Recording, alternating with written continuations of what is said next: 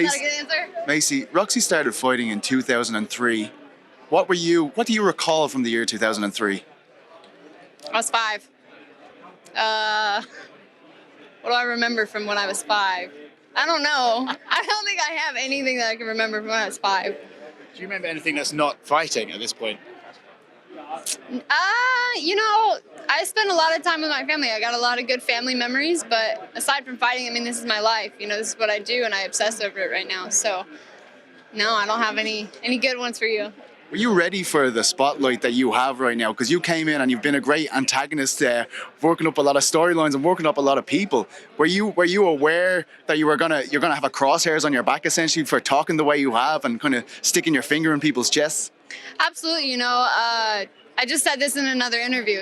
Ben Askren just told me the other day, pressure is a privilege. So that is what I'm going for. And if I got crosshairs on my back, bring it on. Is it true that fighting on a Conor McGregor card was a goal of yours?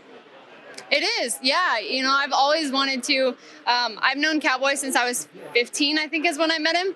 And as soon as I got put on this card, I sent him a text. I was like, hey, I've never been more honored and excited to be sharing a card with two of my favorite fighters. So, yeah, I was definitely blessed to be on this card.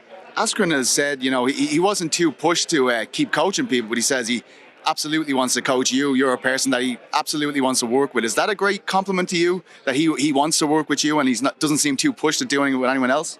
It is, and I'm super excited and honored to be working with him, but who doesn't want to work with a champion? So. Does it feel different to fight on this card, considering that it is a McGregor card? And if so, how does it feel different? The energy. I like the energy. Everyone's. I don't like dead energy. So if it's Conor McGregor's on and everybody's excited, everybody's amped up, I think it's great. It just makes it that much more of a good card to be on.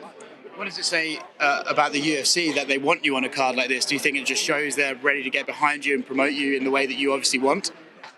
I think it does. I think that them getting behind me and supporting me, I'm demanding that kind of support because I'm willing to put in the time and the effort in training and showing that I'm willing to do what it takes to go out there and fight and finish these girls.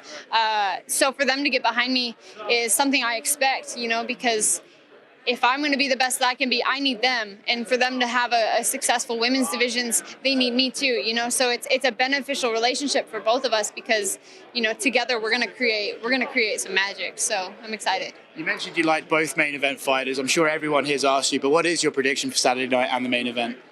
Gosh, I've been asked this so many times. I just like to be the same as everyone. I know. My prediction for the main event was, obviously I said the fans are going to win. It's an exciting fight that I'm looking forward to. I look up to Conor, I look up to Cowboy, but I think someone's going to get knocked out really bad. I think that they're going to be swinging, if someone's going to get knocked out. Speaking of questions you haven't been asked before, you have a goal to be the youngest UFC champion. How many times have you heard that question today? Every interview that I've done has been on that topic, and you know what? I expect that because that's something that people are getting behind. That's something that people want to see. I mean, who doesn't want to see that? So I'm excited for that because it's something that's going to happen. And who doesn't want to put a story on that? Talking about big splashes, you've already made so much noise, but you say this is going to be violent, and to do this when everybody in the world is watching this fight, you think this would be the most considerable victory of your career to date? I think it could, especially because Roxanne's such a veteran of the sport. She's such as people have been saying, a pioneer of the game, and in the women's division. So I do. I think this is a good one for me to showcase that. Again, like I've said, the past is never ready for the future. So you mentioned, that you put those goals on yourself, that you want to become the youngest UFC champion ever, and this has to be the year for you to complete that goal. How do you feel about how close you are to completing that goal right now? I feel really good. We had a really big turn of events, in my training. Just in the last few months, I feel like a completely different fighter, and I feel like, I'm gaining knowledge as the days go by. So I'm just really excited. And in terms of the title shot by the end of the year, I think it's perfect timing, and it gives me the opportunity to win the title and set the record and crush this record in a way that it could possibly never be broken again. What about the betting line? Everybody's talking about this. Is that crazy for you? Even like, it seems a bit insane. I'm not gonna lie, I'm not a huge person on like betting, so I don't know all of the stuff all the way. But yeah, I guess I'm a big line. She's been making a very big deal about her experience advantage. Do you feel that that advantage might not be as big as she feels?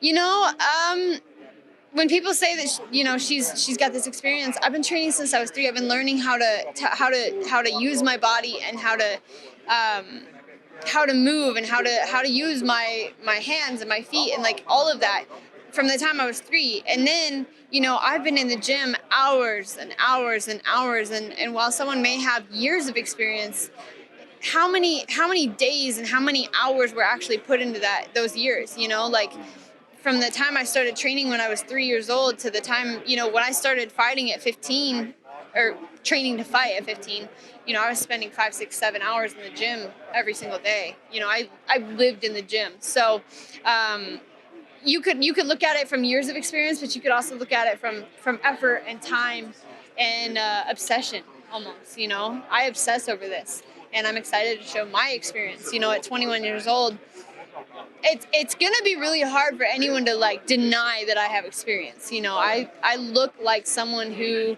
has been in the sport for a long time, and it's just because I work for that. When you visualize this fight, what do you see in your mind? Do you see a long drag-out war? Do you see another quick finish? What materializes for you? I mean, if I'm being honest, all I know is the quick finish. So I've never imagined going the distance. Just because they give us 15 or 25 minutes doesn't mean you got to take that long. And that's always been my mindset. You don't need to take 15 minutes to get the job done. Just go out there and finish these girls and come out with your hand raised and take some money home. Does this see you go from prospect to contender? Is this the one? Because I feel like every fight we're talking about, oh, this young gun, but I mean, Roxanne's fought for so long. Surely a win over her, but like, we're knocking on the door of the title. I think it'll get a lot of people talking, and a lot of people be like, oh, well, she should probably have a title shot now. But I'm expecting to probably have 1 or 2 more fights at least. Again, I'm 21. This is my 9th fight, my 4th fight in the UFC. I think that it would make sense and be very logical and mature to take 1 or 2 more fights and really prepare myself. Take a couple more tough people and then go for the title. Because I don't need, even though that 2020 could be the year. We're January 2020, so we got 12 more months. So I think the longer I take in this year to continue to grow and mature, the better. But again, if that title shot came in the middle of the year, I'll be ready. I'm ready now, and I'll go out there and I'll fight no matter who it is. It just has to make the right sense. Is it hard to get yourself up for a fight with someone that's known as one of the nicest people in the sport? I mean, is it easier to be, aggressive and violent with someone who's giving you a bit back? But obviously we saw Roxanne warning you about the bad situations in the hotels and stuff. Is it harder to get yourself ready for a fight, get yourself in that intense mode? It's not. I fought Hannah Cyphers and she didn't say anything to me. And now, anytime I go to fight, she texts me. She's like, hey, have fun. Good luck. And then I send her the same thing. She's a very nice person. And the whole bath situation, that just made me laugh.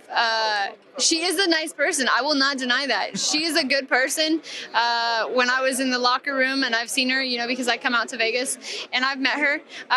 This is not the time for me to be nice. I don't make friends with people I want to beat up. I'm not like Paige Van Zandt. I don't need to go and be friends with you before I go beat you up. That's not my thing. So I'm sure if Roxanne wants to be friends after I beat her up on Saturday night, then we can be friends. But this is business to me, and there is nothing that will get in the way of my career and my future and my title shot. You and Paige could be friends? Thank you. I'm sorry, what? Do you think you and Paige could ever be friends? No, she doesn't like me, but the fact that she doesn't want to fight me because she doesn't like me, I don't know. I think that's stupid. Thanks so much, Maycee. Cheers.